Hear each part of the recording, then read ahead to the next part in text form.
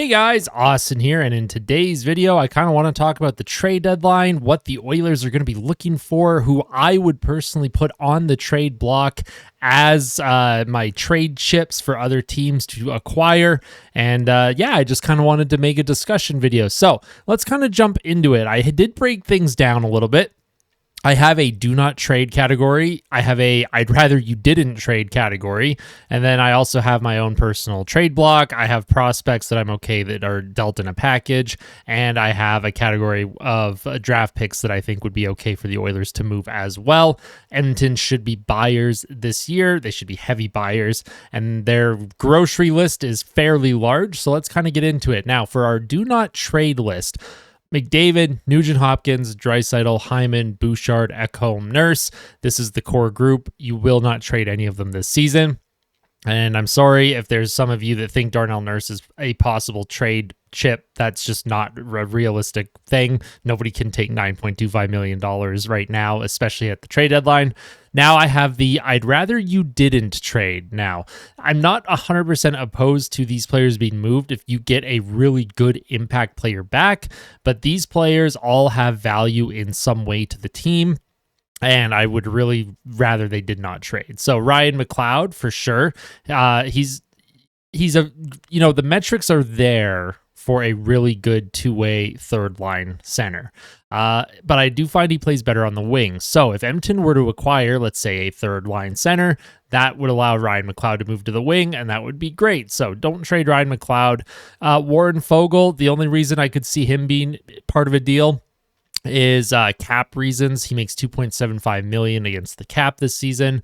I don't know what the calculations and numbers are for the trade deadline cap space stuff, but if Warren Foegele were to be moved to bring in someone like a Buchnevich, an Eberle, Jake Gensel, Jake DeBrusk, that sort of thing, I would understand. But again, this is a player that has value, and I would rather the team didn't trade.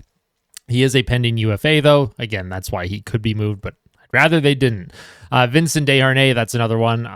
If they're looking to shore up the defense, I would hope Desharnais is still part of the defense core going into the playoffs, whether he's the number 6 or 7 D-man.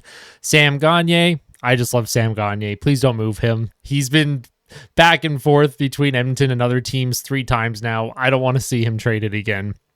Dylan Holloway, I'd still like to see more from him in terms of opportunity. I would love to see him play a lot more top 9 minutes instead of being stuck on the 4th line with Connor Brown, but that's just me. Stuart Skinner, and now unless you are getting a true bona fide elite number 1 starting goaltender, don't move Stuart Skinner, please. Corey Perry, again, that's another one. You're not moving Corey Perry. You brought him in for the playoffs. His cap hit is super cheap. He does have an impact in most of the games that he's played so far, and he will have a major impact in the playoffs. So that's a player that I would rather they not move. And Brett Kulak. Now, Kulak could be a casualty because of the salary cap, the money in, money out situation. But again, this is a player that once the playoffs hit, Brett Kulak's metrics are terrific. And I would like to see the team keep Brett Kulak. So my personal trade block, these are the players that I would have on the block and I would be pushing to move out and hope other teams take. Connor Brown, that one's pretty self-explanatory. 0 goals on the season, 5 assists. Same amount of points as Jacob Markstrom in Calgary. That's really funny to me. If a team's willing to take Brown in some sort of package deal, awesome. Cody Ceci, need a better partner for Darnell Nurse in the top 4. I think it's well known that Ken Holland is shopping Cody Ceci with a first-round pick to try and acquire a top 4 D-man to play with Nurse. Evander Kane. Now, this one is going to be controversial, and there's going to be a lot of fans that are going to be coming to the comment section being like, you're willing to trade Evander Kane? I am, if the deal is right, if the package makes sense. Evander Kane is streaky, but he doesn't do a whole lot when he's not scoring. But he does have a no movement clause, so I don't think he would get traded. And if he was asked to waive his no move clause, he would probably say no. But that's someone that if you could move, especially with this cap hit, and I think he has a couple of years left on it, And the fact that we've seen his production dip each year that he's been here, I don't like the idea of keeping him for the last couple of years of his deal. But again, that's just me. I am not an Evander Kane hater. I like what Evander Kane brings, especially when it comes playoff time, the physicality, timely scoring. But when he's not scoring, he kind of does a lot of cardio, in my opinion. Then we have Matthias Janmark. He is playing better lately, so that means his trade value could be increased. He has 3 goals in his last 5 or 6 games. He has a fight. Defensively, he's usually pretty sound. Teams are always looking for guys like Janmark to kind of fill out their bottom 6. If he's part of a package deal to bring in an impact winger or centerman, I'm not against Janmark being one of the players to go. Calvin Pickard, goalie out if we're getting Skinner someone reliable to platoon the rest of the season. He's the only reason why I would have Calvin Pickard on the trade block. If you're trading Calvin Pickard because you're getting another goalie to play with Skinner, great, not an issue. And Jack Campbell. Now, if you can find a way to move Jack Campbell's contract in some sort of cap dump to make room for a bigger splash, all the power to you. I don't think Jack Campbell's playing another game in an Oilers uniform. Now, prospects that I would be okay dealt in a package. We have Xavier Bourgault, Carter Savoie, Maximus Wanner, Jake Chasen, and Matvei Petrov. These are the prospects that I would be okay dealing. Raphael Lavoie, no. Philip Broberg, no. These are kind of the main prospects. Bo Aki, who unfortunately was injured in the AHL this year, solid defensive prospect, offensive D-man, no, off the block in my opinion. But these are the prospects that I would be, that either haven't developed to the point where I thought they would, or might carry some value in a package. Teams might be looking at these players and being like, we liked Matvei Petrov in the OHL or QMJHL, wherever he played. He put up 90 points a year for 2 straight seasons. They might look at him and be like, hey, well, we want Petrov if you want this player. So I would be okay with this. Now, the draft picks that I would be okay dealt in a package: 2024 first, 2024 second, 2025 first, 2025 third, 2025 fourth, 2026 first, 2026 second and third. Basically, first, second, and third round picks. Those are like the most valuable picks, especially the first rounders. And if you notice, I have the 2024, 2025, and 2026 first round picks in play. Now, if it takes one or more of those picks to get a really, really solid addition to this team, whether it's a top 4 D-man, whether it is a top 6 winger, possibly a goalie, who knows, then by all means, trade these picks. It's not like Edmonton is great at drafting anyways, so move on from them. Let the new GM figure out what to do with the prospect pool after they come in, and hopefully after Edmonton has won a Stanley Cup. Edmonton's biggest needs heading into the trade deadline: top 6 scoring winger, or 2. 2 would be nice. 2 would be like perfect, because that pushes guys down the lineup and then increases depth scoring. A top 4 right defenseman. Like I said, upgrade Cody Ceci, get a partner for Nurse. Perfect. A third line center that would allow Ryan McLeod to move to the wing, where I think he is much more effective. A goalie, maybe.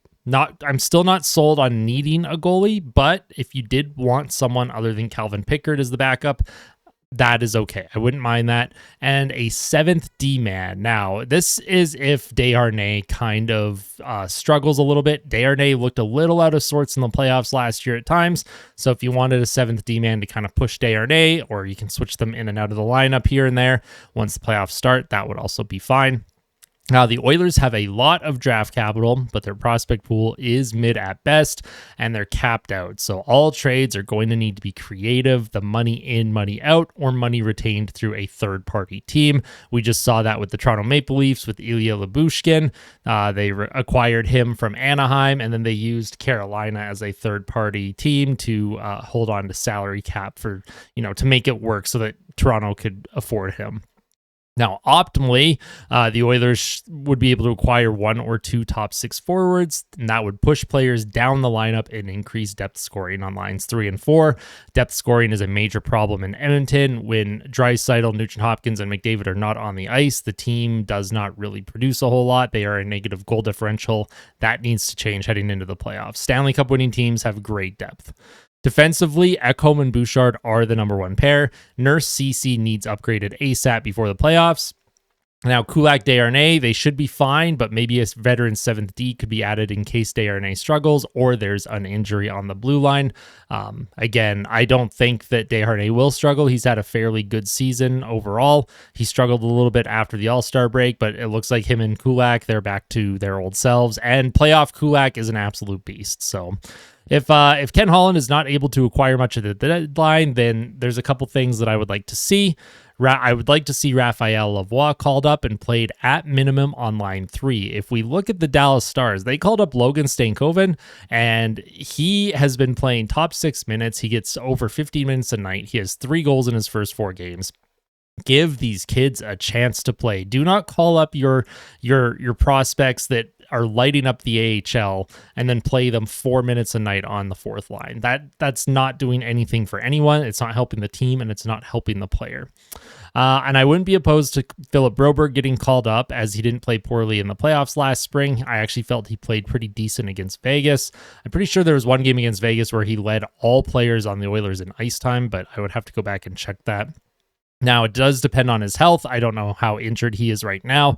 He could be a solid number 7 D-man, just kind of sitting, waiting in the wings, waiting for a chance to jump in if he needs to. He has played very well in Bakersfield. I've watched a pretty decent amount of Bakersfield games, and Phil Broberg has been terrific down there. Holloway also needs to see more minutes in the top 9. He will not score and develop properly playing with Derek Ryan, Sam Gagner, Connor Brown on line 4. Now, if the team cannot acquire goaltending depth at the deadline, then they need to start to split every single start between Stuart Skinner and Calvin Pickard the rest of the season. Skinner has started 42 of 57 games for Edmonton, and March and April schedule is chaotic. It is too much to ask of Skinner, in my opinion. Now, that's kind of my trade deadline thoughts. I have my trade block, players we're willing to move. I have the grocery list of things that Edmonton needs. And then if you're not able to acquire some of those, we have things that you can fall back on, players that I'd like to see called up and given a better opportunity heading into the postseason. Now, what do you guys think about that? What are your trade deadline targets? What is your trade deadline grocery list? I use the term grocery list, but it's just trade deadline list of needs or holes that you think that the team needs to fill. Let me know your thoughts in the comment section below. What players would you like to see Edmonton go after? There's some rumors that Edmonton is going after Buchnevich from St. Louis. There's rumors that they've been in on Jake Gensel. It sounds like they were in on Chris Tanev. Sounds like they offered Cody Ceci and a first-round pick, and Craig Conroy, GM of the Flames, said no. Not sure why he would say no to that. He would have got his first-rounder, and then he could have flipped Cody Ceci for another pick or prospect at the deadline, so that was very interesting. Not sure what you're doing, Craig Conroy, but that, if you're going to be making moves like that as a division rival GM, then that's good for Edmonton, I guess. Anyways, guys, let me know your thoughts in the comment section below. If you liked this video, make sure you hit like. If you really liked it, make sure you hit subscribe. And I will see you guys in the next one. Take care, everyone.